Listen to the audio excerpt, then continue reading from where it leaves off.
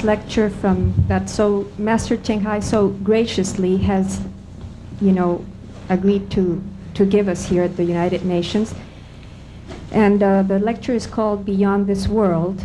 And I'm just so happy that she has, come to speak to all of us. And I really have nothing to say, but except that just leave you with Master, and she's the one that you should listen to. Thank you very much. That's all? That's all? That's all. So now she leaves me with all the trouble. I think someone has to help me for a while. You invite some of the Americans who are representative. Is Elizabeth here? Speak? No, she's Yes. not here yet. Who? Elizabeth? Well, I could just, if Master wants a little help, I could just say some words, Well, what can I say? Well, I met Master Ching Hai in 1989 at a lecture at Columbia University, and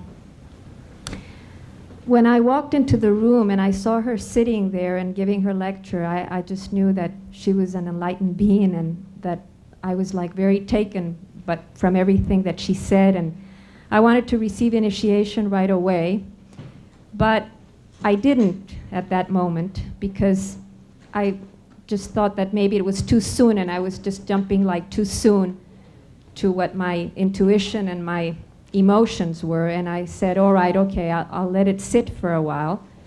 Then she returned to New York in February of 1990, and at that moment I did receive initiation. And I must say that my life has changed radically and for the better since that moment. And there's no doubt in my mind that Master Ching Hai is an enlightened being, and she is here to help us all with our processes and with our karma, and for the better of humanity and the world. And it's just a great thing to be in the presence of an enlightened master and to have her, so close to us. And what can I say? It's just a blessing for all of us and for all of you people that are here and that this is your first experience with her. Just, I'm so happy that you are all here and that we can enjoy and share this lecture. Is that enough?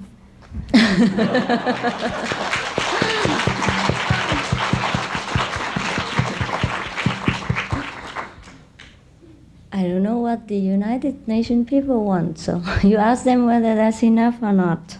UN people are happy with what I just said. Would you like to listen to Master? Yeah? Yeah, they say yes. I think let Stephen speak a little bit more. Give me some time to get to know my people here. Stephen has a sore throat and can barely speak. Let me look at them first so you can speak.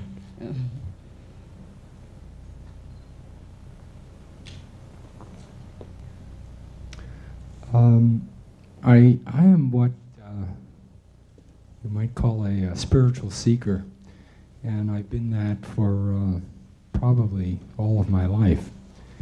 And what that means is that I've sampled many different teachers and masters or so-called masters, schools, in many different traditions. Some of them were Hindu, some of them were Islamic, some of them were Christian, and some of them don't even have any names. And I had been doing this seriously for maybe 20 years. And I was living in New York City, and I found an ad in the newspaper, and what it said was the key to instant enlightenment. And it said Master Ching Hai. And I looked at that and I laughed.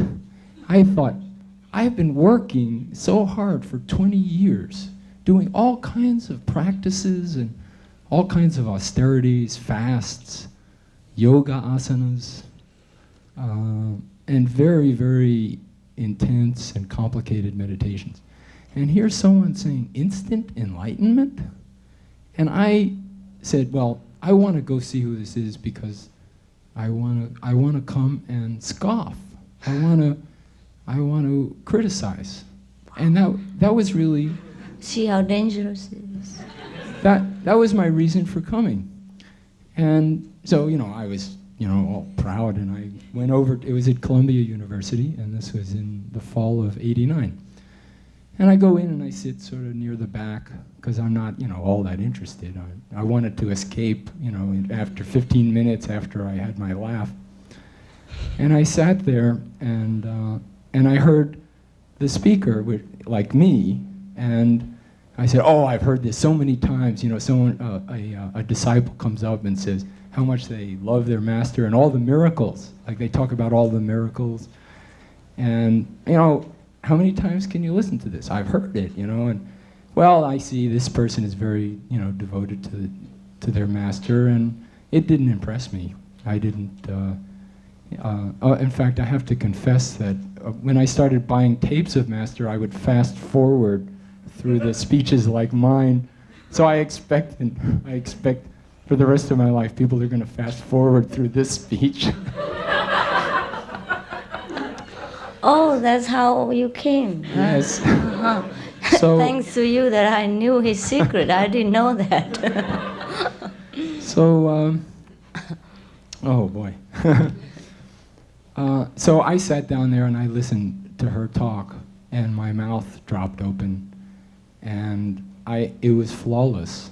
I thought that I was really good at detecting truth, and there was absolutely nothing I could criticize.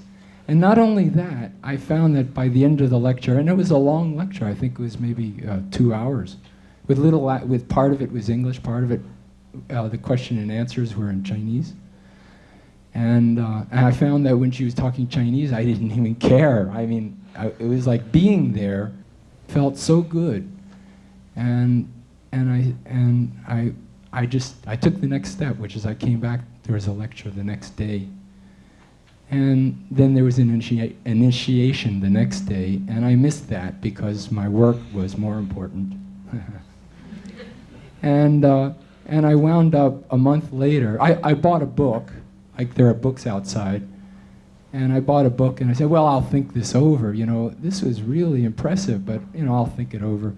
And I meditated my old meditations, and I read the book, and Master Ching Hai's presence was there every time I meditated.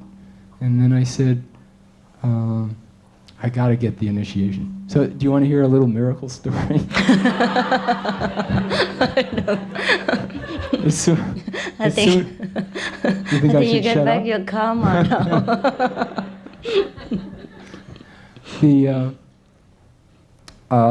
As soon as I decided I really wanted the initiation, I got a coupon in the mail from Continental Airlines for a round-trip ticket to the West Coast for $189. I said, wow, I can afford that. I can get there. I can actually go. And I went to the ticket agency, and they said, no, we can't honor this. I said, well, what do you mean? I have this coupon. They went in the back and called Houston or wherever they call, and they came back and said, yeah, 4 of these have shown up, so we have to honor it. So I had my ticket, and I was going to get my initiation. And I'm still here.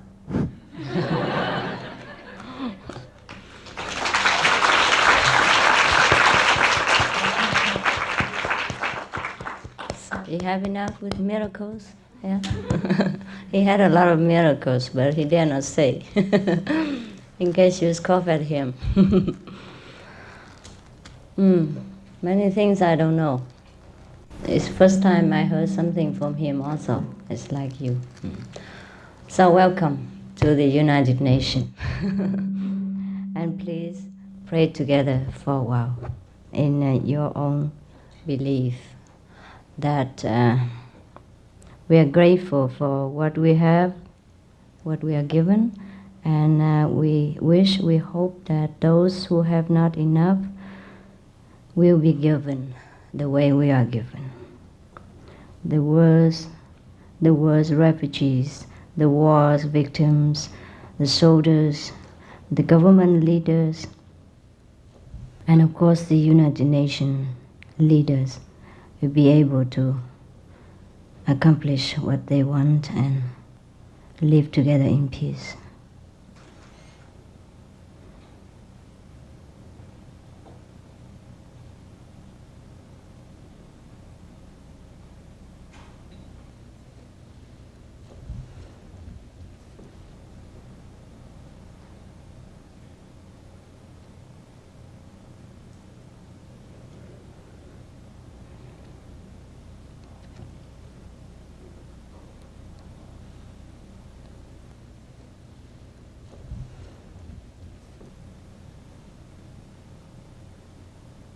We believe what we ask will be given because it is said so in the Bible. Thank you.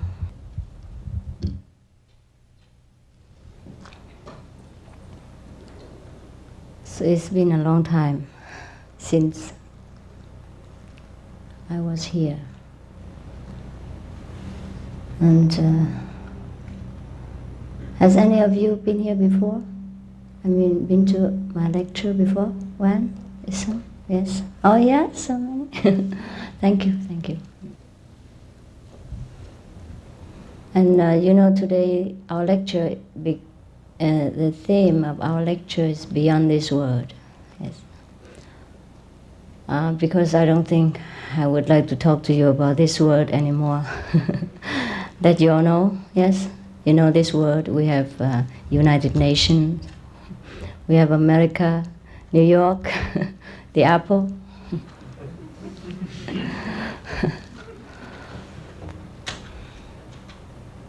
But beyond this world, we have other things. And if I think all of you who came here would be interested to know. This is not it's not something like Steve just said about miracles or anything that's fantastic that you cannot believe. It is something very scientific, very logical, and very important. We all heard that in different kind of religious Bibles or scriptures, it is mentioned that there are 7 heavens, there are different level of consciousness, there are the kingdom of God within, there are Buddha nature, etc. These are something that is promised beyond this world. But not many people have access to what is promised in these scriptures. Not many. I wouldn't say none, but not many. Yes. Compared to the population of the world, people who have access to the kingdom of God within, or what we call what beyond this world, is very few. And if you are in America, probably you have many opportunity to read a lot of books who describe things that is beyond our world. And some of the movies that the Americans people made are not altogether fiction. Also, there are some movies made by Japanese are also not all fiction. Yes. Because these people have probably read some of the books that have been written by those who has been beyond this world. Or they themselves have some glimpse into the kingdom of God. So, in the kingdom of God, what lies in the kingdom of God? Why should we bother about the kingdom of God? If we already have enough work to do in the world, and we have a job, and we have secure houses, and we have enough loving relationship, etc.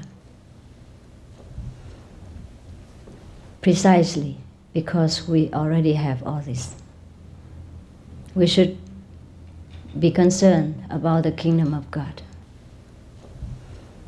It sounds too religious when we say the kingdom of God. It's actually just some level of higher consciousness than people in the old day, they say it is heaven. But in a scientific term, we can say it is a higher level of knowledge, a higher level of wisdom.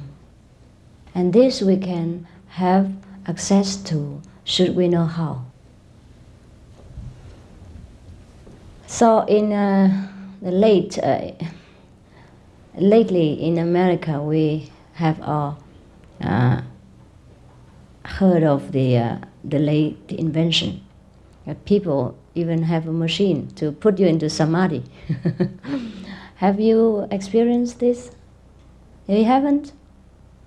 No? It's in America, on sale.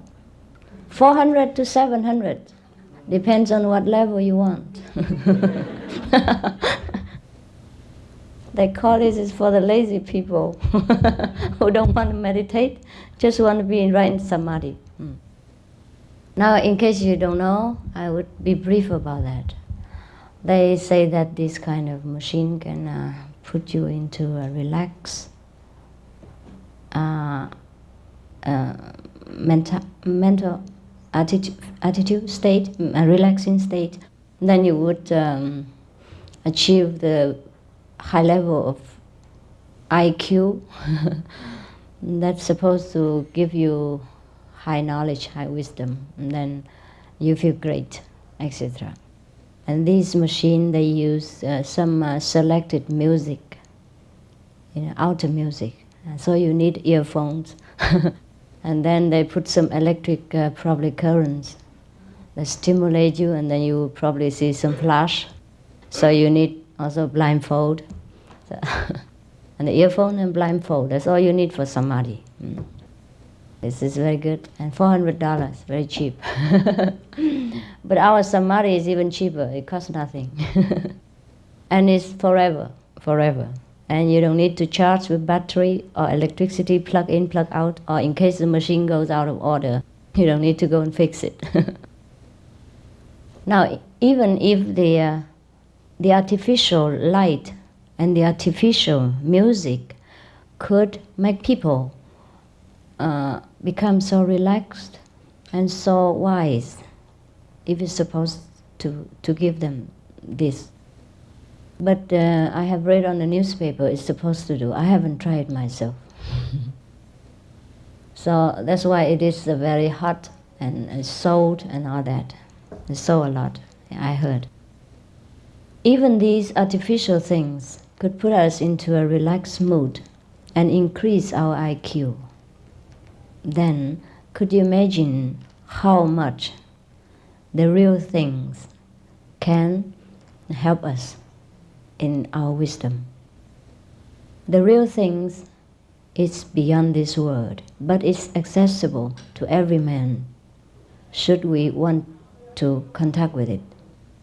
This is the inner heavenly music and the inner heavenly sound. And depends on the intensity of this music, of the inner light or inner music, we can push ourselves beyond this world, go into a deeper level of understanding. I guess it's just like the law of physics, and you want to send some rocket into the beyond the gravity. You have to have a lot of pushing power behind that, and also when it flies very fast, it also emanates some light. So I guess when we go fast into the beyond, we can radiate, yes, some light also. And also we can hear the sound.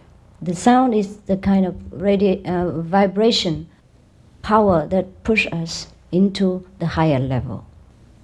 But it does that without any noise, without much trouble and no cost and no discomfort to the experienced. That is the way to go into the beyond. And what is beyond this world that is better than our world? Everything that we can imagine and cannot imagine. Once we experience this, then we know.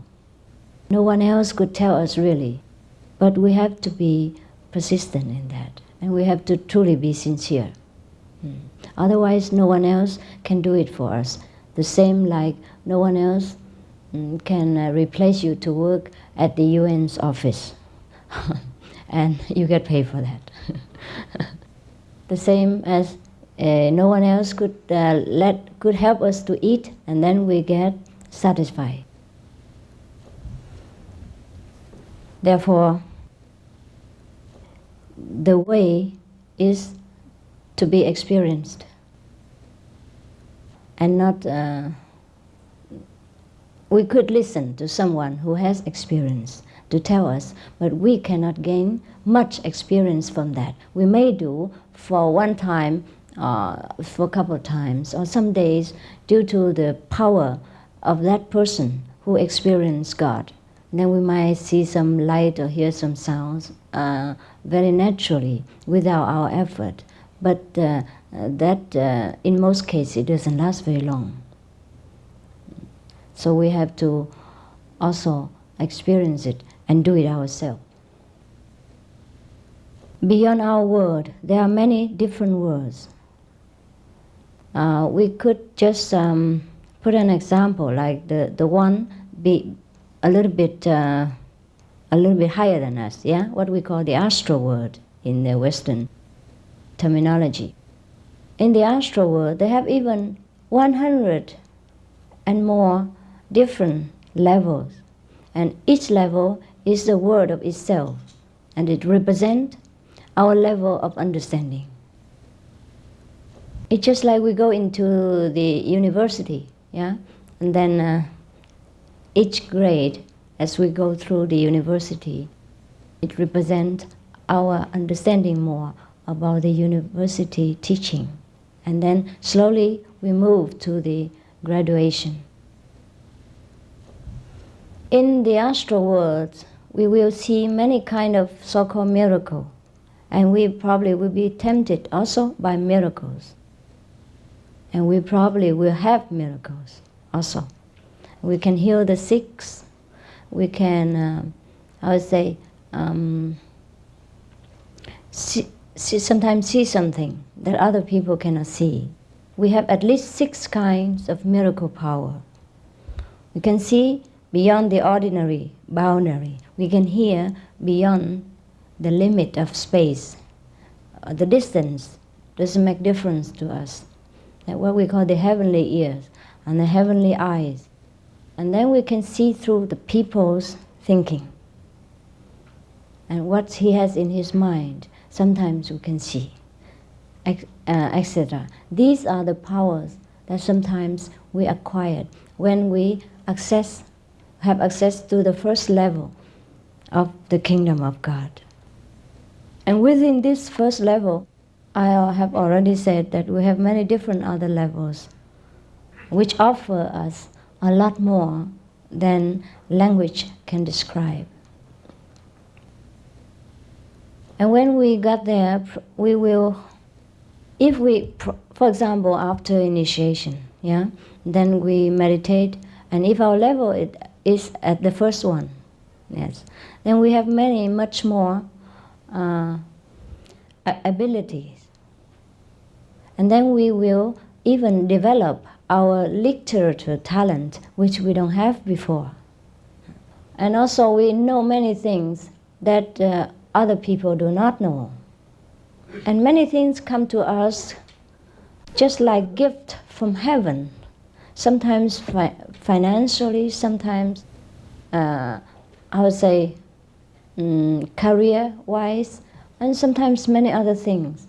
And we begin to be able to write poems, or maybe we can draw pictures, and we can do something that we did not, and we have not been able to do before, and we couldn't imagine we could. We can do that. That's the first level. And we could write poems and write books with a beautiful style.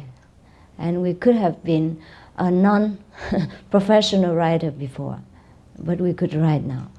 For example, these are very material benefit that we can get when we are in the first level of consciousness.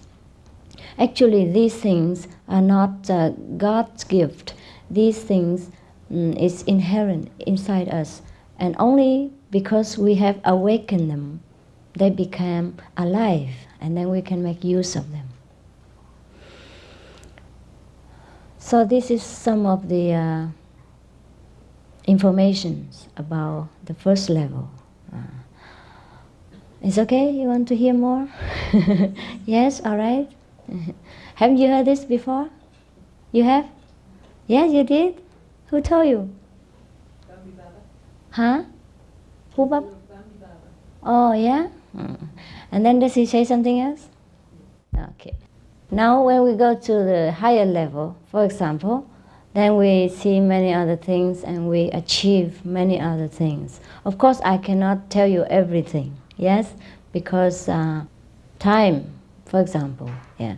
Also, it's not necessary to listen to all the beautiful things about cakes and candies and never eat it. Therefore, I just kind of advertise a little bit. And if you want to eat them, that is another thing. That we can offer real food later on, yes. Just in case you want to eat these things. Now, if we go a little bit beyond this level to the second level, what we call second, just for the sake of simplifying matter, yeah. The second level, then we will probably have a lot more abilities than the first one, and including the miracles, But the most striking achievement we can have in the second level is that the eloquence, and the ability to debate. And no one seems to be able to conquer the person who has achieved the second level, because he has a tremendous power of eloquence. And his intellect is at the peak of his power. Most of the people who has ordinary mind, a very simple IQ, cannot match this person, because his IQ has opened to a very high degree.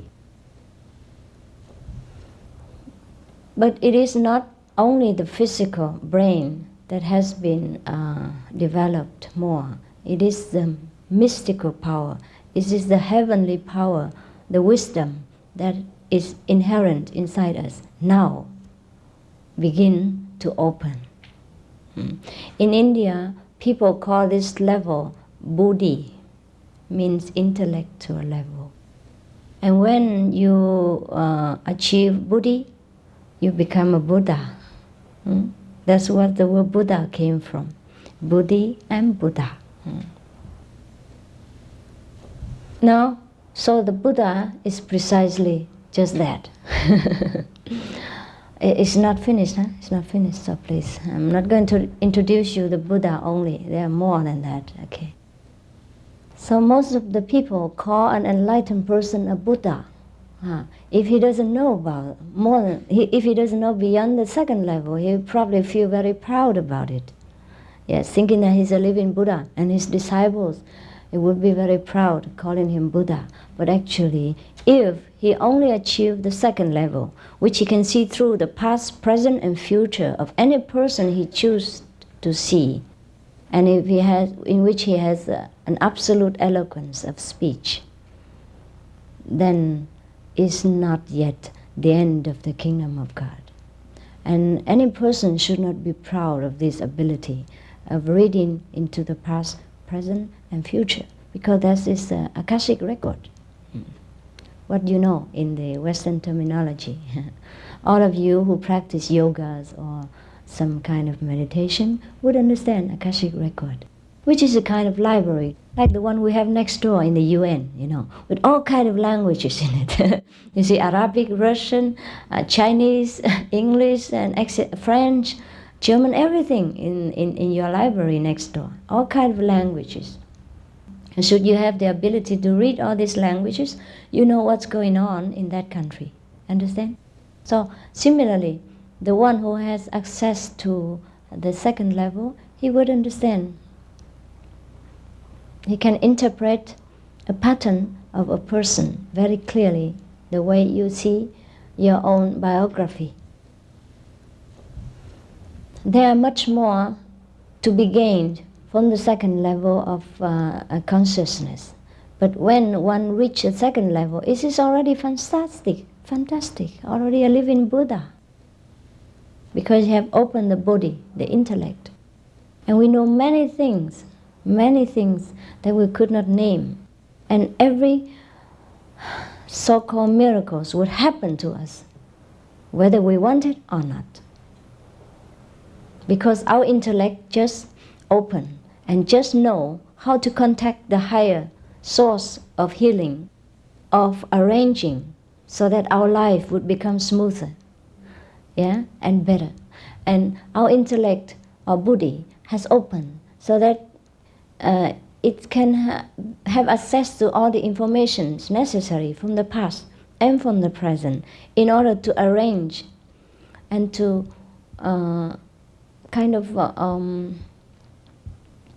rearrange or kind of make up for something we did wrong in the past, in a sense, so that to correct the mistake and then to make our life better. For example, if we did not know that we have offended our neighbor by some unintentional action, and now we know, in a sense, very easy. If we did not know, then the neighbor keep silently against us and trying to do something sometimes behind us in order to harm us because of misunderstanding or because we did something wrong to the neighbor. But now we know. Now we know why it happened. So it's easy. We can go to the neighbor, or we can telephone, or we can have a party, invite the neighbor in, and then we clear the misunderstanding. Similar things, when we get to the intellectual level, we automatically and silently understand all this and silently arrange all this. Or contact with some source of power which could help us to arrange these things, to to better our way of life, to better our course of life. So we minimize many accidents, many unwelcome situations and unfavorable condition of our life. Understand? Yes. Therefore, when we got to the second level, it is fantastic already. Therefore, what I have explained to you is very scientific and very logical. And no need to think that a yogi or a meditation person is some kind of a mystical person or an ET, extraterrestrial. They are terrestrial beings, like any one of us, who are developed, because they know how. In America, we say everything depends on know-how. Yes. So we can learn everything, right? We can learn everything. So this is a kind of beyond this world science, and which we could learn also. And it sounds very strange, but the higher the things, the more simple. It's more simple than we go to high school or college with all these very complicated mathematical questions and problems. Yes. And second level, Second level. There's many different levels also. Within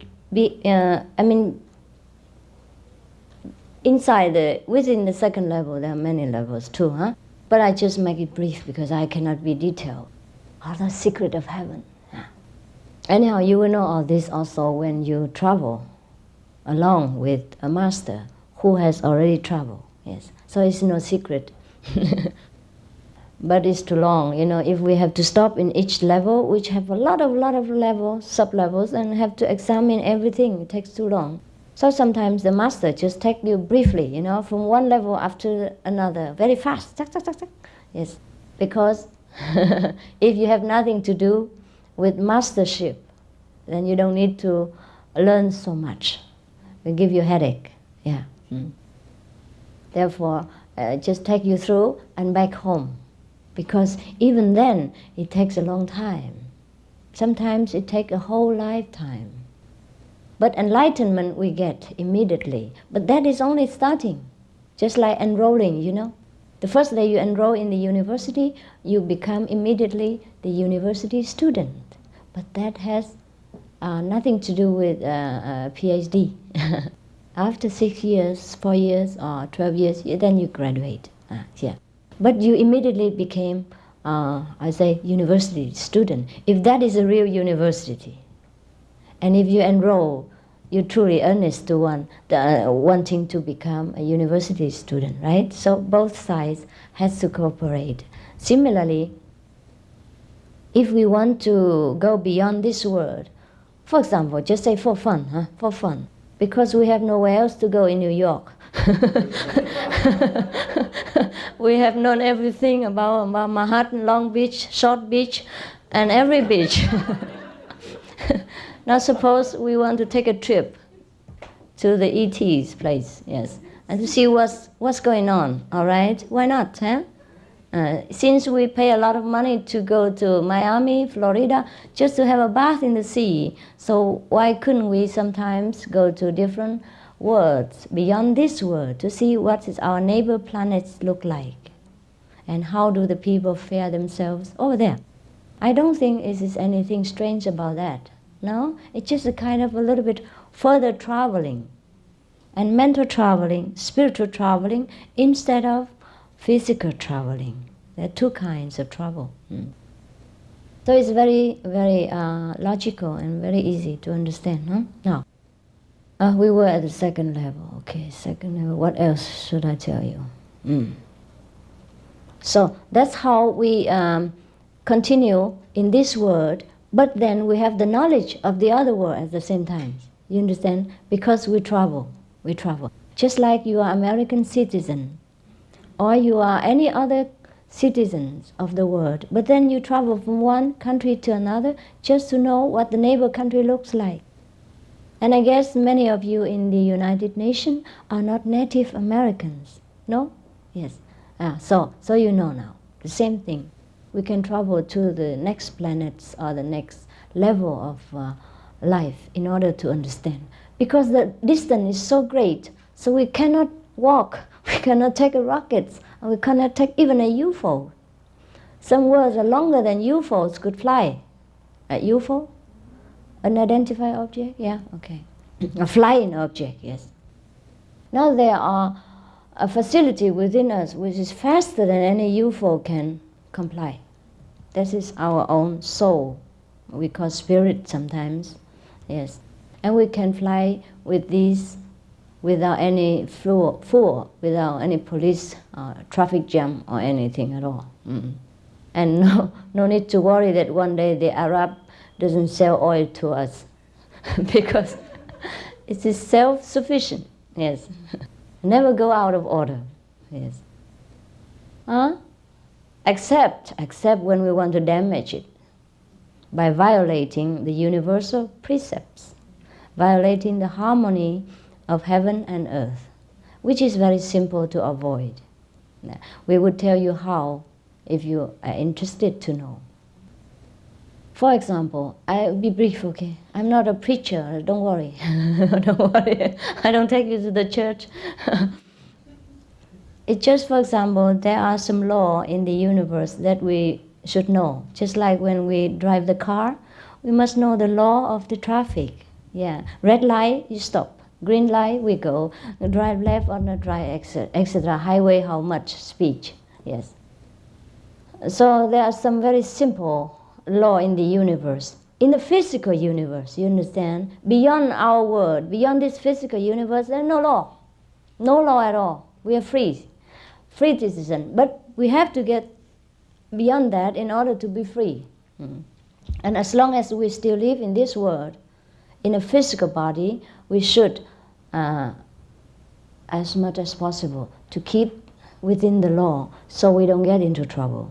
And that our vehicles don't get damaged, so we can fly faster, higher, without problem. Yes. So these laws has been written in the Bible, of your Christian Bible, and in the Buddhist Bible, or in the Hindu's Bible. Yeah, the very simple one, like we don't harm the neighbors, we don't kill. Thou shalt not kill, and then not commit, outside loving relationship, and not stealing, etc. And not taking intoxicant. That's included the drugs today. Probably the Buddha knew that in the 20th century we will invent cocaine or that. So he said no drug. Yes, the drug is included all kind of gambling and anything that make our mind attached to the physical pleasure and forgot the spiritual journey. If we want to fly fast, high, and without danger. These are physical law, just like the law of physics. When a rocket wants to fly, the scientists had to observe certain law. That is all, okay? So how much more must we be careful, because we want to fly higher than that, higher than the rockets can fly, faster than a UFO. But there are some more details that could be explained should you be interested, and that would be at the time of initiation. And now we don't want to make you bored with all these precepts, which you say, I know already, I read it on the Bible. 10 precepts, right? 10 commandments. Actually, many of us read the precepts but do not very deeply concern with it, or not deeply understand. Or maybe we want to understand it the way we do, but not the way it exactly means. Therefore, it doesn't harm sometimes to remind us or to listen to a little bit of deeper meaning of that again. Yeah. For example, in the Bible, in the Old Testament, the first page, God say, I made all the animal, to befriend you and to help you, and you shall rule over them. And then he say he makes all the food for the animals, each one a different kind. Yes, but he didn't tell us to eat them. No. And he say, I make all the fruit, all the herbs in the field, and the fruits on the trees, which are delicious to the taste and pleasing to the eyes. These shall be your food. But not many people pay attention to that, and so many of the Bible followers are still eating flesh, without understanding what God truly meant. Yes. And if we come into a deeper scientific research, then we will know that we are not for flesh eating. Our system, our intestine, our stomach, our teeth, everything is scientifically made for vegetarian diet only. No wonder most of people get sick, get old fast, get fatigued, and get, sluggish. When they were born so brilliant and intelligent, and they end up a little bit dull, duller each day, and the older they get, the worse they feel. It's because we damage our vehicles, our flying object, our UFO. So if we like to use this vehicle a little bit longer and safer, then we have to take care of it in the proper way. Now, for example, we have a car. You all drive cars. Now, if you put the wrong petrol in it, how would it happen? What will happen? It would drive just a few probably feet and then stop, and you don't blame the car. We mistakenly put some fuel which doesn't belong there, or if our petrol has some some water in it, right? It probably can run for a while, but it has trouble, right? Yeah. Or if our oil has become too dirty and we didn't clean it, and then it will run for a while, but then we have trouble.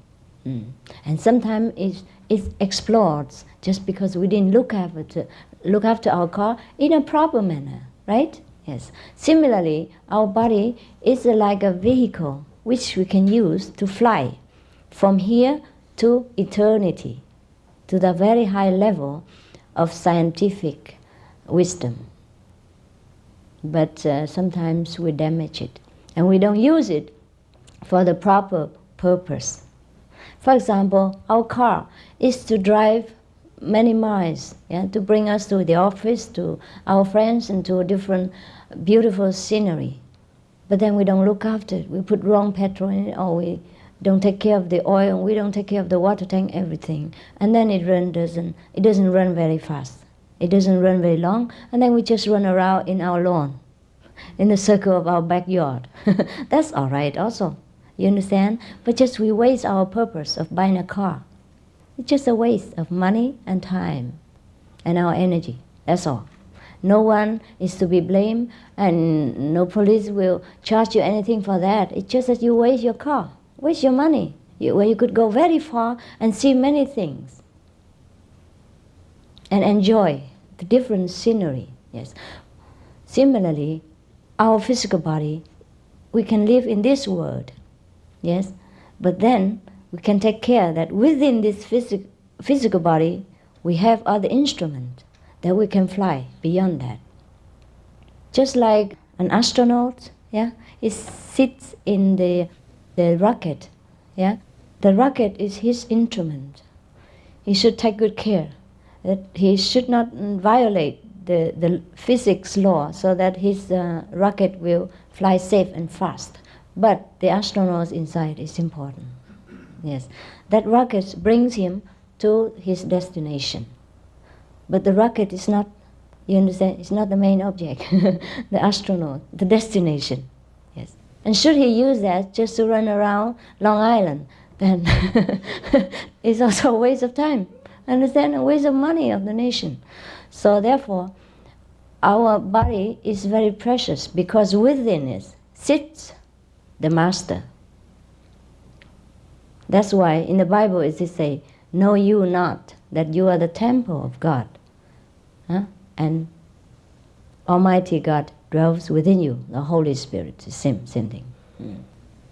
If we house the Holy Spirit or the Almighty God, can you imagine how terrible is that? How terribly significant. But many people read this fast but do not understand, do not realize the greatness of this sentence, and do not try to find out.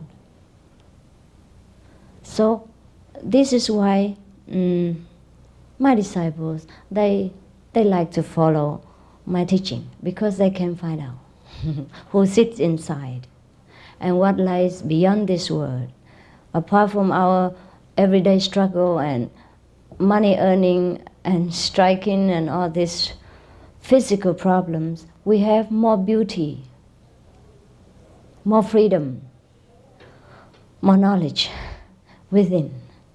And should we know the proper way to contact this is all ours, because we have them inside. It's just because we don't know where the key is, and we lock this house for a long time, and now we've forgotten that we have this treasure, that's all. So the so-called master is the one who can help us to open the door, and show us what is originally already belonged to us. But we have to take time and walk into it and check every item that we have. So anyhow, we were in the second word, right? And are you interested to go further? Yes. You want to know everything without working? Without working. All right. But at least somebody could tell you what another country looked like when he has been there, even though you haven't, right? At least you're interested. Maybe you want to go. Okay. So Now after the second word, I haven't finished all the second, but we cannot sit here all day long. So after the second, you may have the more power if you are determined and work for it. You will go to the third, the so-called third word. It's a higher step. The one who goes to the third word has to be absolutely clean of every debt of this world. At least, you understand? If we own something to the king of this physical world, we cannot go up. Just like if you are a criminal of some nation, you're not clear of the record, you cannot pass beyond the border to go to another nation. So the debt of this world, including many things that we have done in the past and in the present, and maybe in the future days of our physical life. Now all these have to be cleared, just like we clear the custom before we can go into the world beyond. But when we are in the second world, we start to work, you understand, with any leftover karma of the past and this present life. Because without past karma, we cannot exist in this present life. The master have two different categories. One without karma, but he borrows the karma to come down. The other one is like us, ordinary being, but with cleansed karma.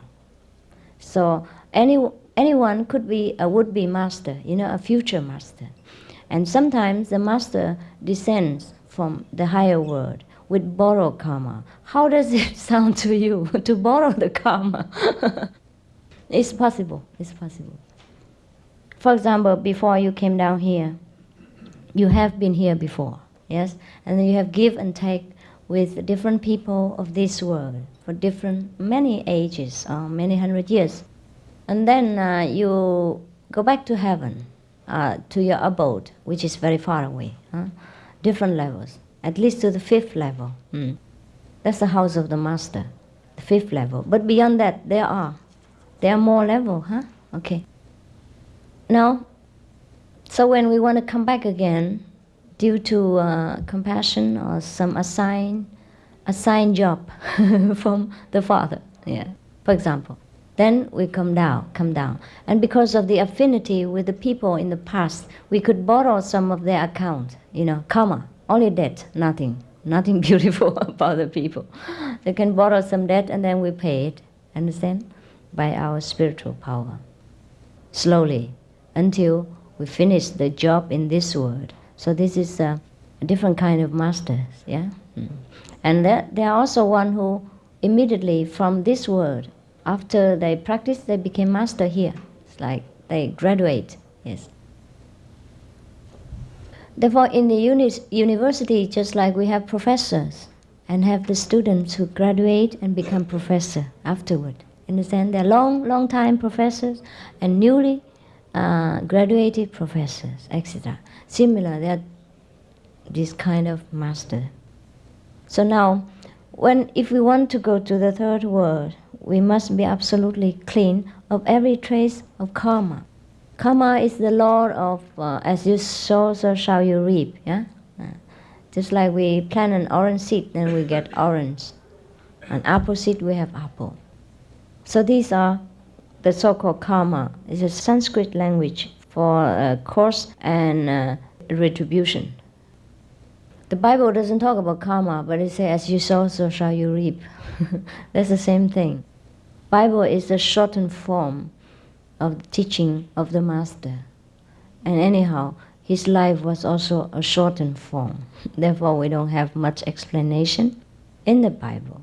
And many of the Bible versions has been also censored in order to suit the so-called leaders of these movements, not necessarily always spiritually minded people.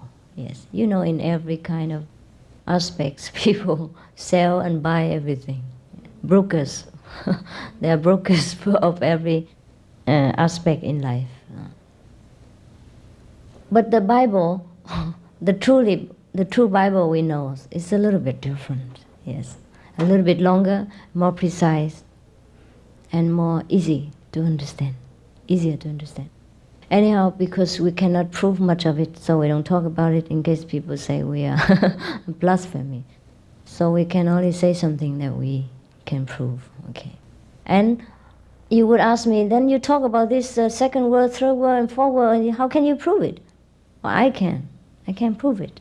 If you walk along with me the same path, you will see the same thing. Understand? But if you don't walk, then I cannot prove to you. Well, that's of course, That's of course. Therefore, I dare talk about these things because there is proof, yeah? There is proof. We have proof with hundreds of thousands of disciples around the world. So we can say things that we know. Now, for example, if we go to... but this you have to walk with me, You have to walk, Otherwise you cannot say, well, you walk for me and tell me and show me everything. I cannot. For example, if I'm not in the United Nations in this room, doesn't matter how much you tell about this room, I'm not actually experienced it, right? So we have to walk with whomever is experienced guides. Yeah. And I have some of the disciples in this room who has different nationalities. They have some of this experience that I have just told you, and partly and some fully. Yes. And so, after the third word, this by no means everything. What I told you is it's just a part of things. That's kind of a traveling story. You're relating things in a small portion and not very detailed. Even when we read books about some country, it's not the actual country, right? Therefore, we have many books about traveling, about different countries in the world, but we still like to go ourselves over there, right? We know about Spain and Tenerife and Greeks, but these are only movies or only books. We have to go there and to actually experience the joy of being there, and the food that they offer, and the delicious water of the sea, and the beautiful weather, and the friendly people, and all kind of atmosphere that we cannot experience by reading books. So, anyhow, suppose you have passed the third word, and what next? Of course you go to the higher, the fourth. And the fourth word is already out of extraordinary. And we cannot just use the simple language to describe all these things to the lay persons, for fearing of offending the Lord of that word, because that word is so beautiful, even though there are some part of it is very dark, darker than an electric cut night in New York. Have you experienced the whole completely city in darkness? Yes? It's darker than that. But before you reach the light, it's darker than that. It's a kind of forbidden city. Before we reach God's knowledge, we are stopped over there. But with a master, with an experienced master, you can pass through. Otherwise, we cannot find the road in that kind of world. When we reach different levels of plan of existence, we have experienced not only spiritually changes, but physical change also, intellectual change, and everything else in our life. We look at life different manner, we walk differently, we work differently. Even our work, our daily work, takes on a different meaning. And we understand why we work this way, why we have to be in this job, or why should we change the job. We understand our purpose of life, and so we no longer feel restless and agitated. Yes, but we wait very harmoniously, patiently, for our mission on earth to finish, because we know where we're going next. We know while we're living.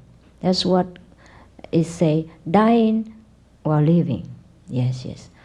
And I suppose some of you have heard of something like this before, but I don't know any master who can speak differently. Except that we have to experience the actual joy of the inner experiences. Yes. How can anyone who describe a Mercedes-Benz differently, right? It has the same thing. So any people who own a Mercedes-Benz or who knows Benz, he would describe the same thing, understand? But that is not the Benz. So even though I speak to you in a very ordinary language, but these are not ordinary things. And these are the things we have to experience by ourselves, with work, sincerity, and with a guidance. Yes, it's safer that way. Although it perhaps happen 1 in a million that we can make it ourselves, but with danger, with risk, and with very, I would say, not secured result, not very safe. Some of the people in the past, for example, Swedenborg, he had kind of made it himself. Or maybe Guru Chief, he's supposed to make it himself, go all the way alone. But when I read some of people, this work, they have not been without danger and a lot of trouble. And it's not necessary all of them reach the highest level. So after that, you will go to a higher level. After the 4th, you go to the high level, the house of the master, which is the 5th level. All the master came from there. Even though their level are higher than the 5th, they will stay there. It's a residence of the master. And beyond that, there are many aspects of God which is difficult to understand. I am afraid to confuse you. So probably another time I will tell you. Or maybe after initiation and you had a little bit more prepared, then I will tell you some terrific things about your imagination. How sometimes it plays wrong about many ideas about God. So I welcome some questions, should there be any. And you're welcome to throw me out also if it's too boring for you. I'm also happy to go. Any question, please? Yes. You said that the master can borrow people's karma. Yeah. In that case, the karma is erased for these people? What is the consequence for the people? The karma is what? Erased? Yes.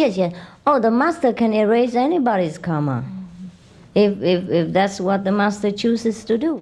In fact, all the disciples, at the time of initiation, all the karma in the past has to be erased.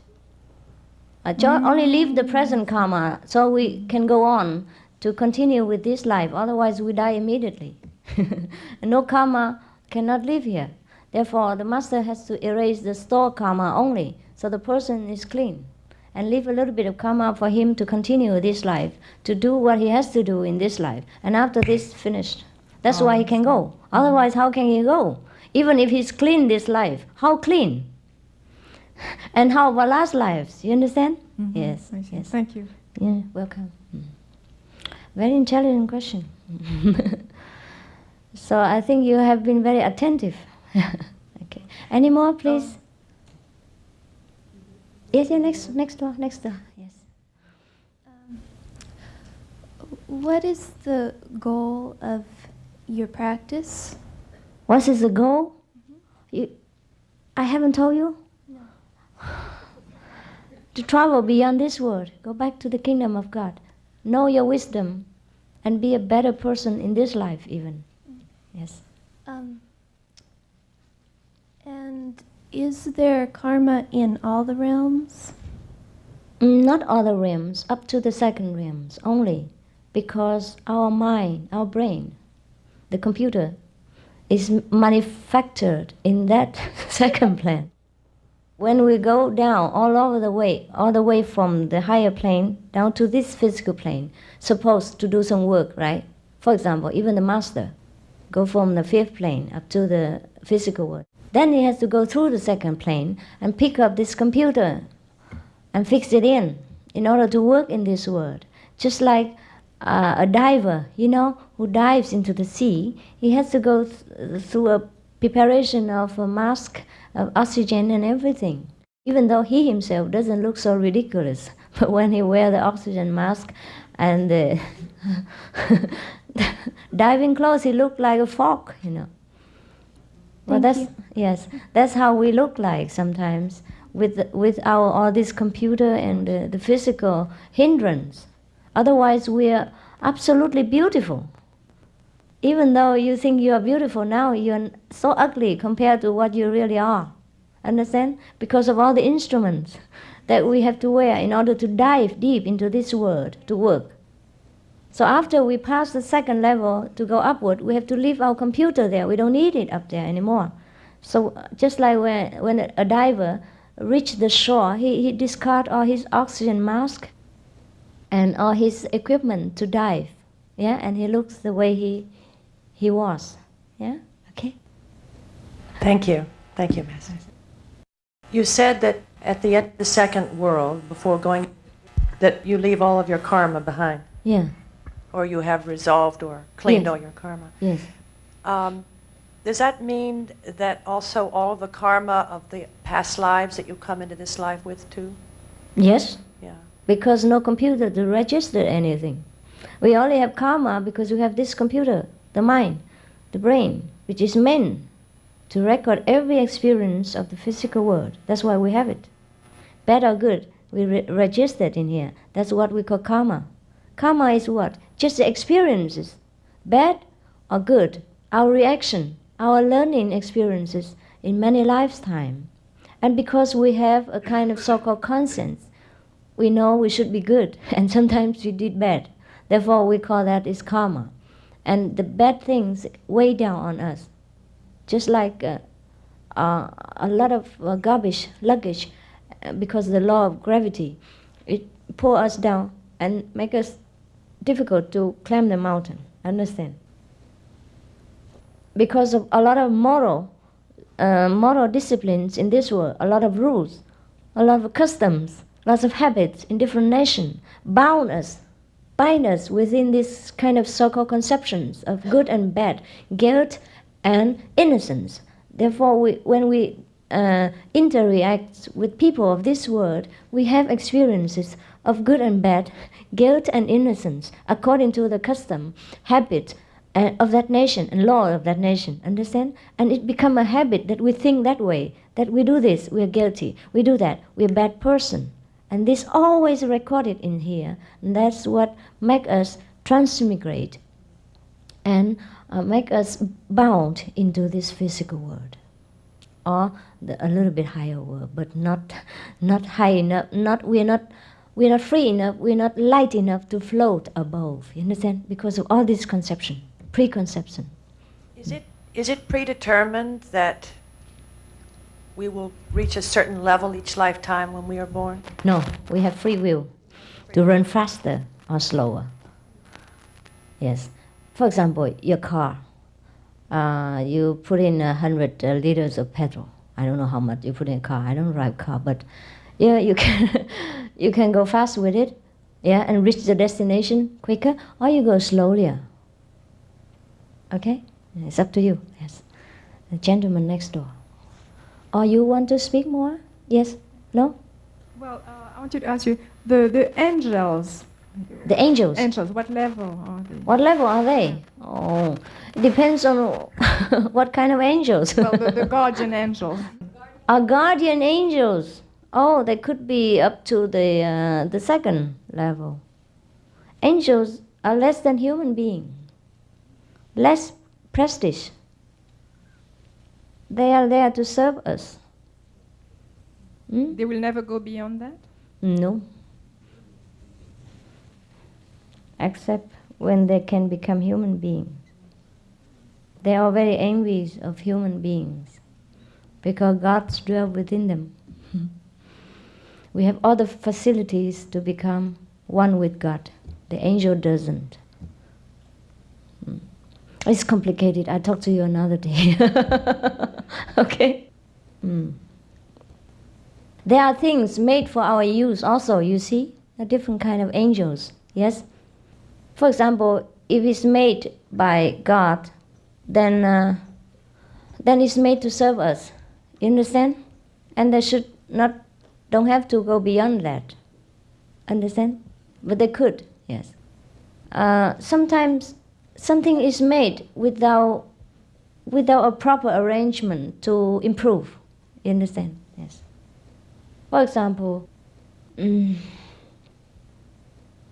your house, something you make for your own comfort. You understand? Even though it's very fantastic. For example, you sit here and you can turn the light off and on all over your houses and garden and turn on and off the TV because you invent it for yourself. But this is only to serve you. Because even though it's better than you in some aspect, like it can sit here and control everything, and you cannot do that by human effort. But that doesn't mean it's better than you. Understand? It's made for the sole purpose of serving you, even though it's better than you, but it's not. Okay? All right. It can never be human being, the computer. Okay? Yes, yes, sir. Master Ching Hai, I want to know that because we are in the body now, could it be that we could have fallen from being liberated from this body before? Have we always been in this state, or have we? In a different state before, yeah, have we been in a better state before, or just in this state? And what is the good attitude or the good disposition to quickly move ahead? To quit the body and move ahead. Yes. Yes, we can if we know how. Yes, there are many different methods for leaving the body behind and go beyond this world. Some go not far, some go very far, and some go to the end. So according to the comparison that I have made with my different research since I was young, even though I look still young now, but I was young then, you know. Our method here is the best. Yeah? Go to the farthest one, the far end. And there are many other methods. If you choose to experience, you can choose. There are many in the market. And some go to the astral world, some go to the second world, some go to the furthest, the third or the fourth. But not many can go to the fifth. Yeah. So our method, our practice is to take you to the fifth before we set you free. Understand? Let you go alone. And beyond that, we can approach a different aspect of God beyond the fifth plane. But it's not always pleasant. Yes. We always imagine that the higher the better. It's not always true. For example, sometimes we go into a beautiful palace and we were invited into the living room of the master. We sat there and we served with cool drinks and beautiful eating and everything. And then we thought we should go a little bit deeper into the house, have a look. And then we would venture into the garbage place and, many other things in the house. It's not always important, yeah? And also into a powerhouse, we went into the electricity house, which is behind the house, beyond the house, and we get shocked, sometimes we die there. So it's not always necessary or recommendable to go into deeper. But we could do that for the sake of adventure. Yeah, okay? Master Ching Hai, it's sort of like two questions. One is, what world do past life memories come from, if you were to have a memory of past life? And secondly, how do past lives relate to karma? Yeah, to your present, right? To your karma? To a present karma and Okay. to one's present understanding, or are they part of the excess baggage that you spoke of? Yes, they relate very much. Okay, first question, where do the past karma come from? Past life Past life. remembrances. Yes, you and- can read the past life record, that's for sure.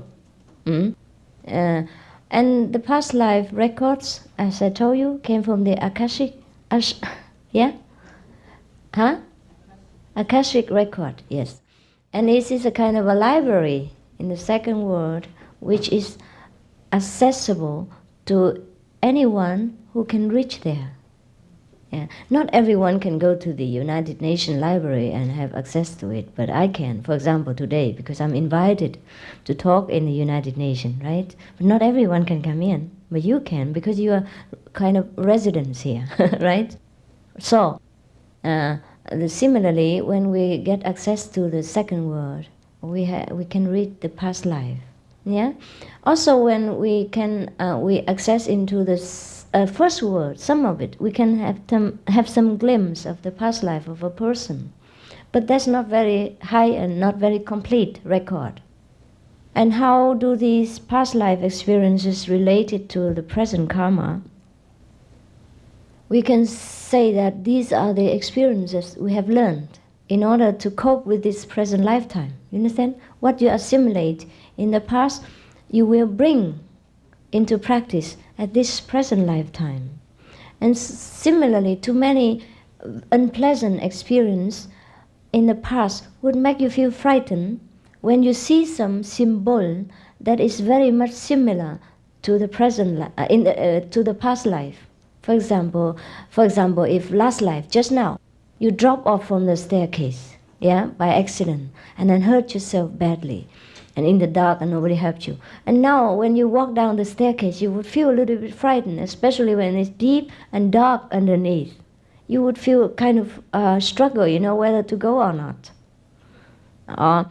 If last life you have already studied and researched deep into some scientific field, in this life you will find yourself still very interested.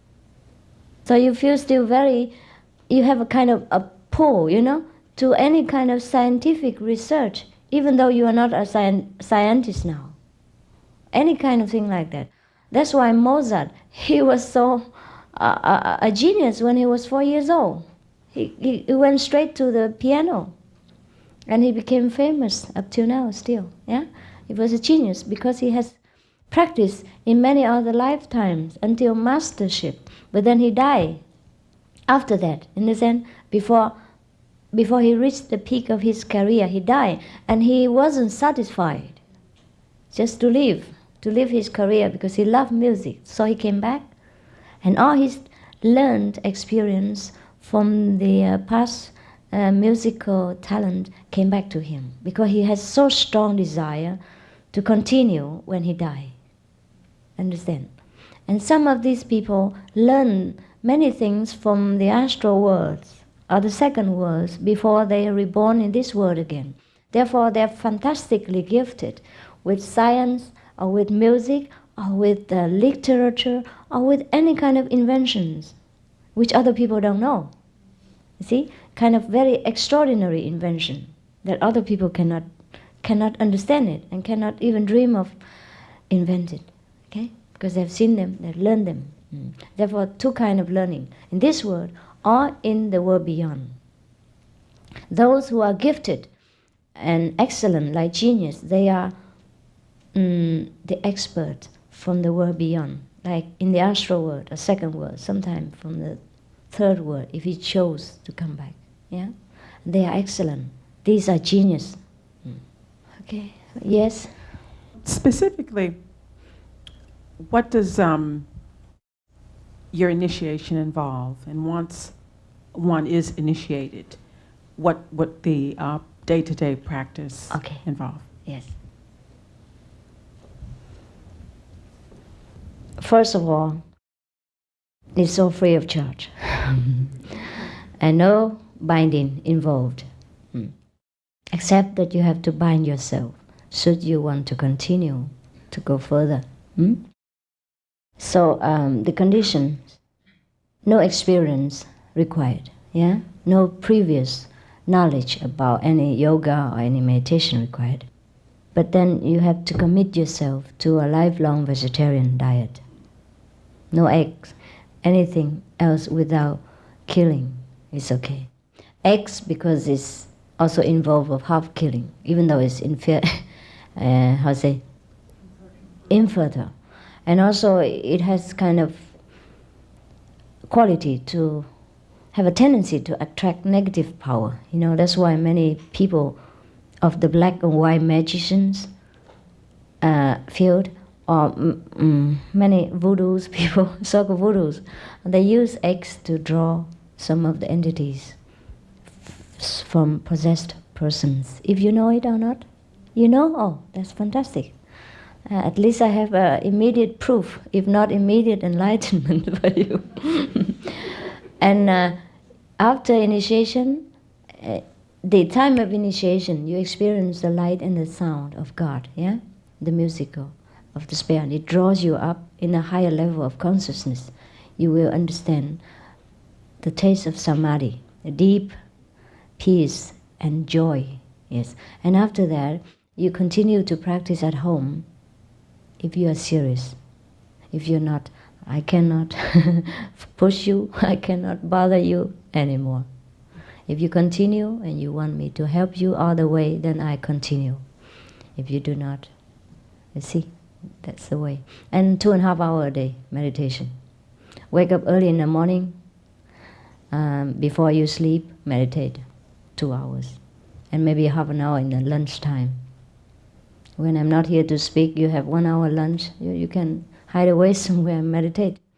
That's already 1 hour, yeah?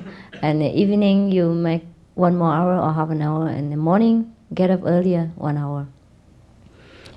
Regulate more of your life, you know. Less TV, less gossip, less telephone, less newspapers. Then you have a lot of time.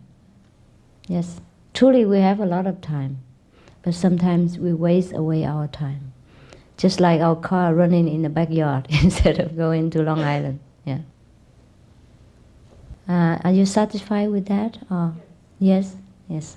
And nothing more, no condition for you, nothing else, except you commit yourself to this lifelong practice. And every day you experience different changes for the better and different miracles for your life. Not that you wish for it. It will happen anyhow. Understand? And that you truly experience what's heaven like on earth, if you're really serious about it. And that's how many hundreds of thousands of our disciples still hang on, still hang on to me after many years, yes. Because they have better and better experience, because they're serious about it and they do practice. Yes, please. Yeah. In front of, or right behind, yes. Gentleman first. Please explain the nature of consciousness.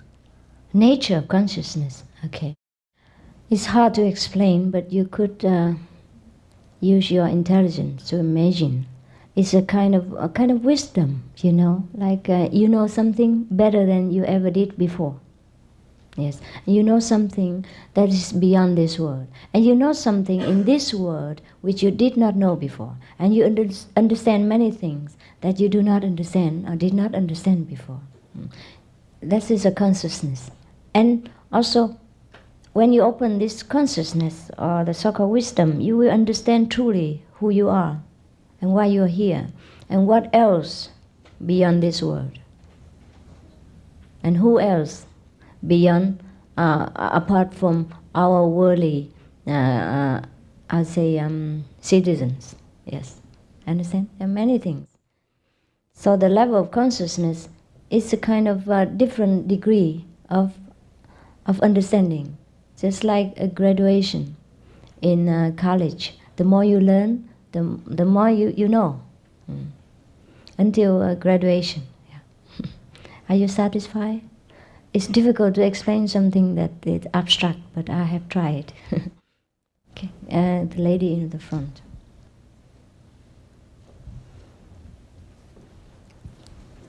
It's a kind of awareness, you know. It's difficult to explain. Awareness. When you go to different, higher level of consciousness, your awareness is different. You know things different. You feel different. You feel just absolutely in peace, tranquil, blissful. You have no worry. And everything in your daily life become clearer to you. You know how to handle things and how to take care of problems better. Even it benefits already in the physical level. And inside you, how you feel, that's only you know. It's difficult to explain these things. Just like you married to the girl you love, how you feel, that only you know. No one else can feel it for you. Yes. Honorable Master, thank you for the insight you have given us. I wonder if you would like to address yourself to something that is in my conscience. Why are so many masters on earth today giving us a chance to learn so quickly if in the past it has been so difficult? Would you like to address yourself to that? Yes, sure. Because in our times, the communication is better. So we know better about the masters. Not that in the past, master did not exist or master is inaccessible. Of course, it is true that some masters are more accessible than the others. It depends on his choice or his willing to give or his affinity with the people at large. But then in any age, always there are 1, 2, 3, 4, 5 masters. Depends on the need of the time.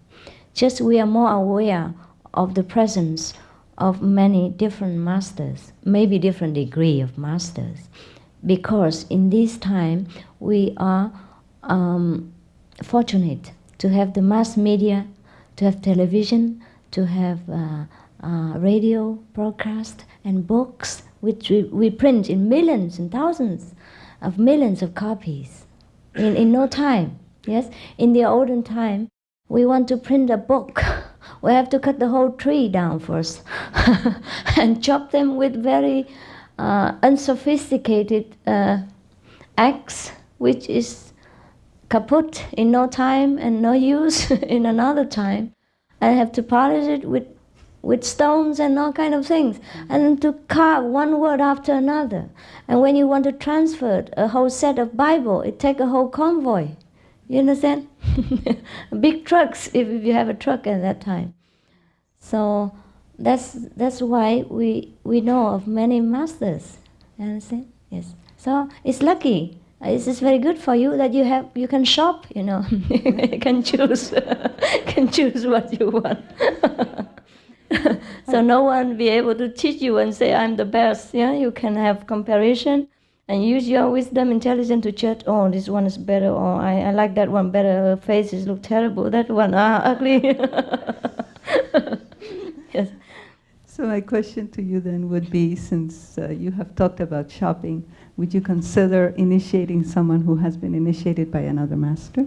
I would, only if that person truly believes that I am more able to take her or him to a higher level and faster.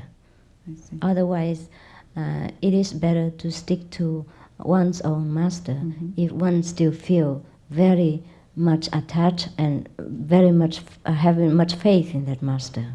If you believe your master is the best already, then don't change.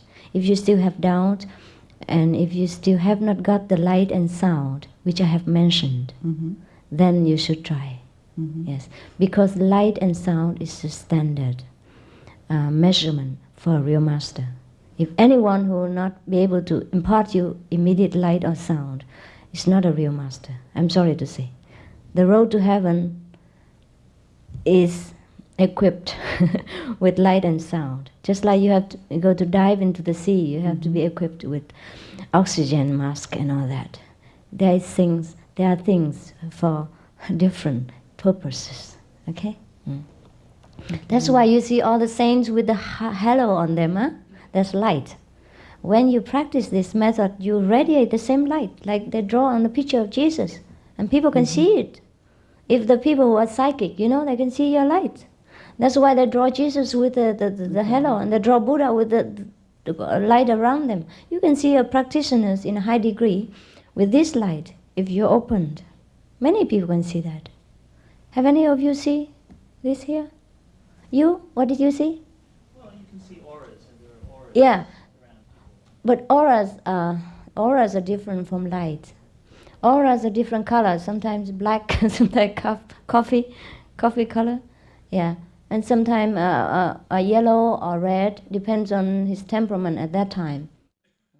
But when you see a person with a strong spiritual aura, you know it's different, right? Yeah. So the lady behind, give her. Yes, that one. Yes. What? I don't really have a question. I just I used to do Raja Yoga for a while. Raja Yoga, yeah. And I thought I saw also auras. And at that time, I didn't have much knowledge. Understand. You know, understanding. And you don't see it now? You only see it sometimes? No, I don't meditate now. Oh, that's why you lost your power. Should meditate again, huh? Yeah. If you still believe in that path, you should meditate. It helps you to some extent. It would not harm. Okay? I just I saw in your leaflet that there are 5 precepts. Yes. Are these once you're initiated, you have to Keep live according to these yes, 5 yes, precepts? Yes. This is the law that's of the How universe. do you understand sexual misconduct? Means if you have a husband already, please don't consider the second. Okay. Very simple. Keep your life more simple, no complication, and quarreling over emotion. Yes, cause hurt feeling for other people. We don't harm other people even emotionally. That's what it is. Yes, we try to avoid conflicts, try to avoid suffering, emotionally, physically, mentally, for everyone, especially our loved one. That's all. And if you already have one, don't tell him. It hurts more when you tell.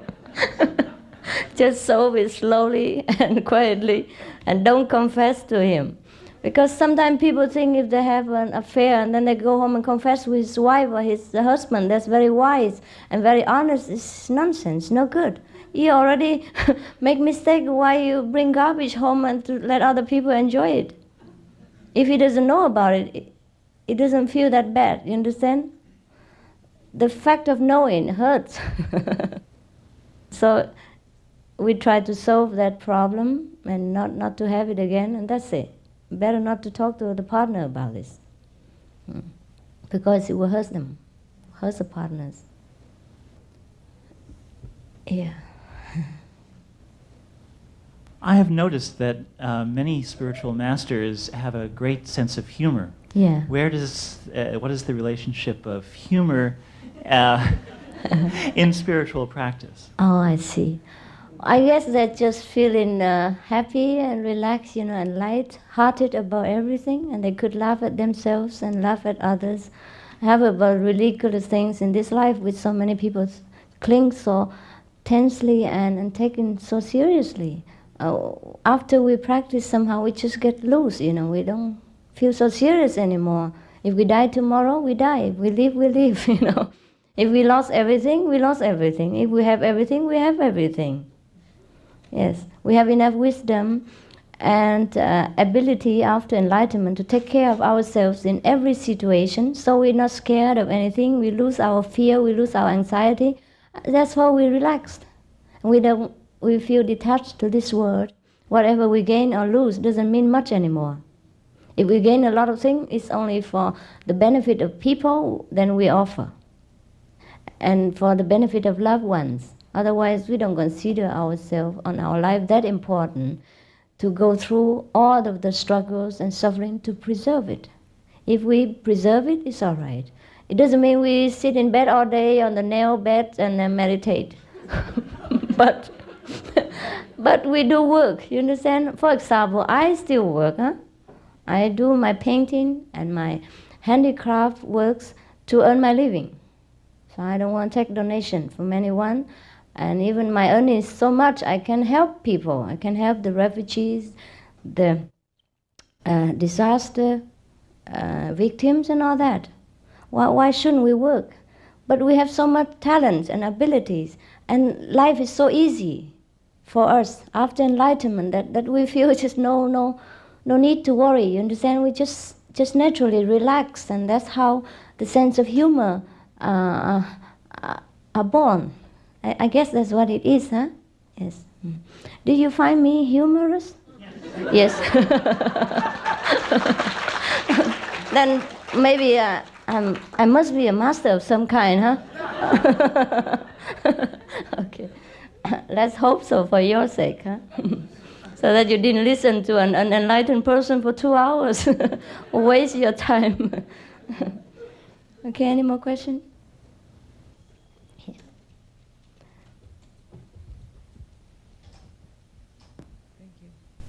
Master Ching Hai, a rush of questions are flooding my mind, and I'll just say them all and you can answer any or none. Okay, any, 108. Okay. And there are questions that we as seeking souls always answer, and we get theories and stories, and I'd just like to hear what you have to say about them. The first is, who are we? Who am I? And how did I get to be in the predicament that I have to get back home? You know, how did I leave home? And why is it important to go back home? And you talked about going back to the fifth realm, and not necessarily it being important going further than that. But if there is a further than that, then what is the purpose of it? What relationship does it have to me if I don't necessarily have to go back there? Those kinds of questions. Okay, so one at a time. Okay, I think I answer this group of questions first. Okay. So the first group consisted of, who are you? Why are you here? And why you have to go home? And why the fifth and not the sixth? Right? Simple. Okay. Now it's getting humorous now. Okay. Pertaining to the question of who am I, you can go and ask the Zen master, which is abound in New York State. You can look into Yellow Page and find one. I'm not specialized in that. And the second, why are you here? Maybe because you like to be here. Or else who can force us to be here? Since we are the children of God. The so-called children of God is like God himself. No? A prince is similar to the king in some aspect, or more or less like the king or the future king. So only when he likes to be somewhere, then he'll be there. Anyhow, we have free will to choose to be in heaven or to be in somewhere else, to experience for ourselves. That's probably you have chose to be here in the beginning, many ages ago, to learn something more adventurous, you know, something more frightening. Some people love thrilling experiences, you know. For example, the prince, he can be in the palace, but he could be wandering in the jungle, you know, because he loved to be exploring things in the nature. It could be that way. It could be that we were so bored in heaven because everything was made ready and served to our palace door, so we want to do something for ourselves. Just like the royal households, sometimes they want to cook for themselves and they don't want a servant to be near. And they smear themselves with ketchup and oil all over places, but they love it. You know, doesn't look very princely, but they love it. Yes, yes, yes. So, for example, I have people who drive for me. Everywhere I go, people would love to be my driver. But sometimes I like to drive myself. I drive on my small tricycle, non-smoking tricycle. Yeah, electric, plug-in, 10 miles an hour. No, 10 kilometers an hour. I like to go around like that. Yeah, and sometimes I like to, because everywhere I go, people notice me a lot. So sometimes I like to go somewhere that people don't know me. I'm very shy, except when I have to talk in the lecture, because it's become kind of duty now, since people dug me out and made me famous up till now. I cannot run away so often, but sometimes I do run away, you know, for 2-3 months. Just like a you know, pampered wife run away from husband. Yeah. And so it's my choice, you see. So perhaps you have chosen to be here for a while. And perhaps it's time now that you want to go because you have learned enough of this world and you feel there's nothing more that you want to learn and you're tired of traveling. You want to rest. Go home, have a rest first, and then see whether you want to go again or not on an adventurous journey, okay? That's all I can say up to now. And why do you have to go home? And why the 5th, not the 6th? That's up to you. After the 5th, you can go anywhere you want. There are many more levels upward. You understand? But it's just more comfortable, more neutral to stay there. It's too powerful, longer upward. Maybe like that. You can go for a while, but you wouldn't like to rest, for example. Yeah? For example, your house is beautiful, but there are some part of the house is for restroom, and you wouldn't like to rest there forever, even though it's beyond your house. You know, look like up the hill and the higher, more beautiful, but it's not the place to rest. Or in the electric power apartment, the apartment in your house, the generator, noisy, loud, heat, hot, and you know, dangerous. So you wouldn't want to be there, even though it is very helpful for your house. Understand? That's all. There are many aspects of God that we could not imagine. We always imagine the higher we go, the more loving. But there is different kind of love. There are violent love, you know, strong love, mild love, neutral love. So it depends on how we can bear. God will give us different degree of love. Right? Different level offers some different degree of love from God. Okay? But sometimes it's too strong. We feel we are torn into ribbons. Hi.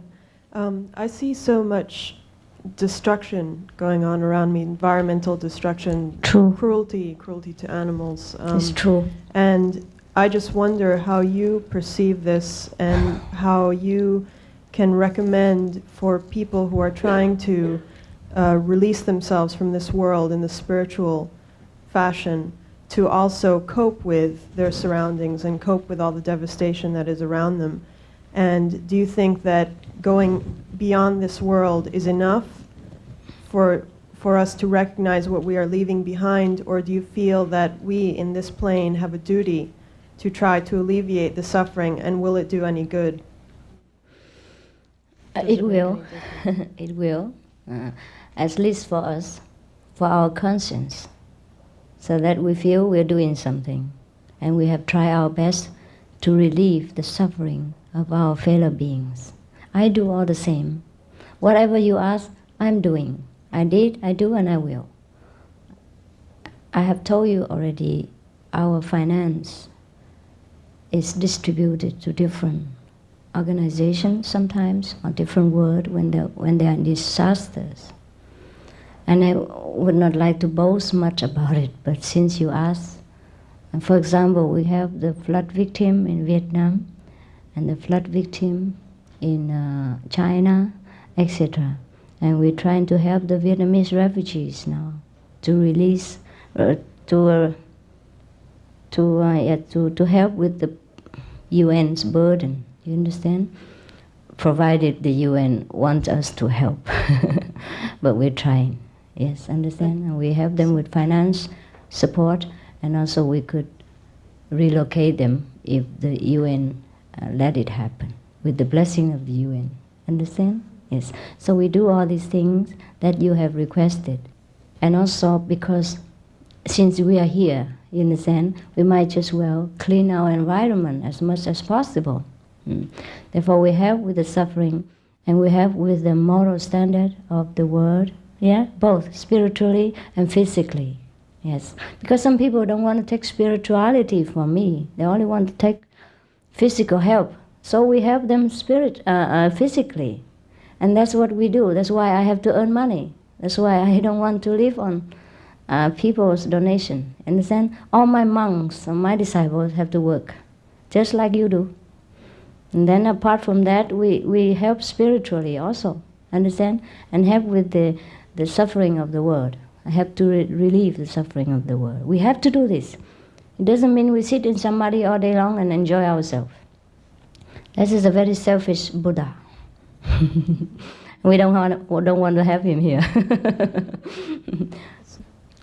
You spoke about a level where one is aware that they have powers, comes to that awareness. Now, what if you are aware of the powers, you don't know you have them, but you are aware of them, you may even feel like you do. How do you access it or not access it? If you don't access it, how do you not become impatient with the process that's going on around? Like you see the process taking a slow, mundane way where you know you can just pray or do something else to bring about a better or quicker resolution. Yeah. Okay. What does that mean, and how does one access it with a blessing that it will come out okay? You understand what I mean? I understand. What you meant is that when we have a power to change things, and where the things around going in a bureaucratic way and a slow way, how would you have the patience to bear it, right? Or would you just pray or do some magic or point a finger and push it, right? No, I have patience. Because we have to work with the pace of this world in order not to bring it into chaos. Yes. For example, a child cannot run. Not because you are in a hurry or you want to run and you make the child stumble and fail. So we have to be patient. Even though we have the power to run, we walk with the child. Yes, that's why sometimes I'm also frustrated and impatient, but I have to teach myself to be patient. That's why I have to go and bow my head from one president after another for the refugees, to take them, even though we want to add all the financial support. We have to go through the bureaucratic system. Give Caesars what belongs to Caesars. Understand? I'm not going to wave my head or to point a finger at the UN even, make them run. No. We cause disaster in this world if we use physical magic power. Understand? It has to go the way it goes. But we can elevate people's consciousness by spiritual healing, by spiritual wisdom, understanding, impart to them the knowledge that they're willing to do it, you understand, and cooperate. That's the best way, not to use magical power. I never intentionally use magical power in any aspect of life, but miracles just happen around spiritual practitioners. That's very natural, but not intentionally, you understand? Not trying to push things. Yes, that's no good. The child cannot run.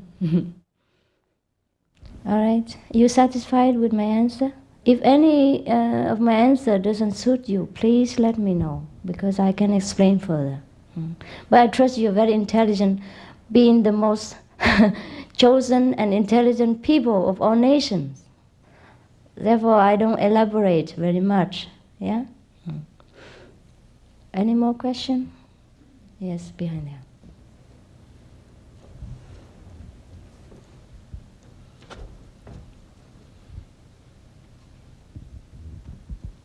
It's good that we have United Nations, I have to say, by the way. Yes.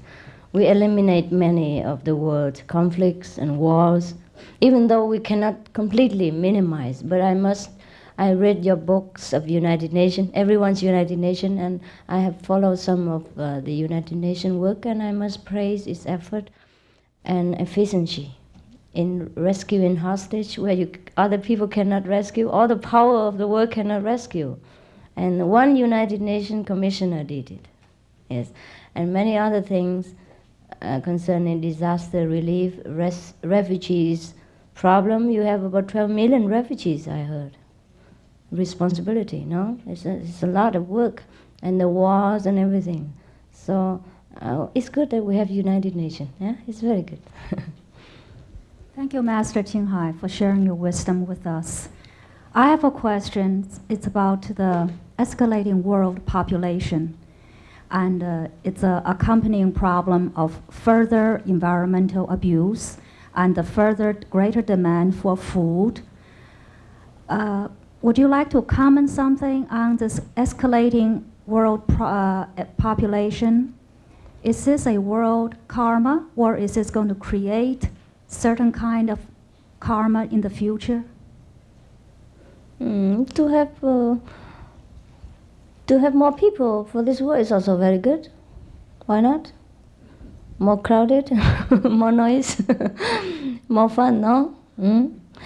It's not that we are overpopulated, really. We just not spread out evenly. People just condense in certain areas of the world and do not want to move to another area. That is all. Yeah? We have so many vast areas of wild land has not been used. Many virgin islands, many vast, plateau.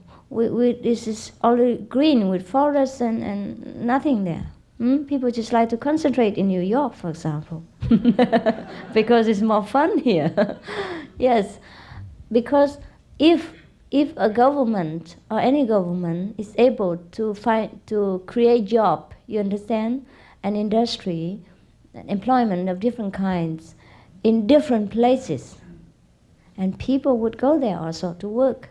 They just condense in some places because it's easier to find employment here or safety. If the safety, security, and employment opportunity presents itself in those other different places, people would go there also. They go for security, for their livelihood. That's very natural. Yeah. So it's not that we should fear about overpopulation. We should more organized to give people of the world more benefit of employment and housing and security. Then everywhere is the same. We will never be overpopulated. And about your question concerning food, you should know better because in America we have so much information concerning how to preserve the world. Vegetarian diet is one of the best to preserve the world's resource, to feed the whole population of the earth, because we waste a lot of vegetarian food, energy, electricity, medicine to raise animals. Understand? Whereby it could feed other people directly. And many countries of the third world nation, they sell their protein-rich vegetarian food for a cheaper price. But that is not a help to the other world's population. If we spread all the food evenly, and vegetarian diet will help this, not only for ourselves, not only for the animal, but for the whole world. One of the research, something magazine, they already say that if everyone in, last time I was in United Nations, I mentioned that already, I have forgotten. If we eat vegetarian, the world will not be hungry anymore. And also we have to organize, organize. I know some person, he can make a rice bran into nutritious food and milk, even. And we have talked last time about that. He say he spent about $300,000 and he can feed 600,000 people in Ceylon, the poor, the undernutritious, the mother, and all that. Yeah, it was fantastic. Because the way we do it in many parts of the world is that we waste the natural resource. Not that we don't have enough. God wouldn't put us here to starve. Actually, we starve ourselves. So we have to rethink. Rethink, reorganize, and that needs the blessing of many countries' government. They have to bless us with their absolute honesty, cleanliness, and understand, dignity, and the will to serve people instead of serve themselves. If they have this blessing, if we have this blessing from all the countries' government, you understand, we have no problem really, no problem. We have to have good leadership, good economical organization, and ruling talent and honest government. But that can come about more rapidly when many people, or most of the people, or all the people become spiritual. Then they know the discipline, then they know the precepts, then they know how to be honest and clean, and they know how to use their wisdom then. Then they can think of many things to do and reorganize our lives. Understand? Yes? That seems to be very difficult because as I see as I understand, much of the environmental abuse today has to do with growing population's demand for more living space, for homes, for living the way we in the 20th century want to know and want to live. Say, the jungles in Brazil, the environmental abuse there, the destruction of the forest there, the rainforest, and the land that it's been defoliated, and that result in floods. And these are not unrelated to the problem of overpopulation. Yes, everything related to each other, of course, in this world. And the only solution is that to solve it from the root, not the branches. And the root is spiritual stability. Understand? So, all we have to do is trying to spread the spiritual message, what we know, and keep to the spiritual discipline. That's what people don't have. It's okay to plug yourself in the electric machine and have some lights and buzzing music and get samadhi, but if you don't have moral discipline, then you only use the power for bad things sometimes. Can't control it. You understand? That's why we, in this group, we teach people the precept first. Precepts is important. We have to know where we go and maneuver our power. Power without love, without compassion, without proper understanding of the moral value, then it's no use. It's become black magic, abuse. Yeah, that's where black magic comes from. Understand? So it's easy to get enlightenment. It's hard to keep it. In our path, if you're not truly disciplined and morally equipped, the master will take away some of your power so that you cannot abuse it and do bad things to the society. Understand? Yeah. That's the difference. Master has control. The master power, okay? Yes, I am very happy with all of your intelligence questions. Very intelligent. People do these things because they're not wise enough, like abusing the land that you have said, or doing something just because they are lack of wisdom. Yes, so the root is wisdom, spiritual practice. Get enlightened. Yes. Are we okay or not? We must leave, huh? Thank you for your attention. So, have the best luck and blessing for your job and your wish, your dreams, and your daily aspiration. Leave you for now. Thank you.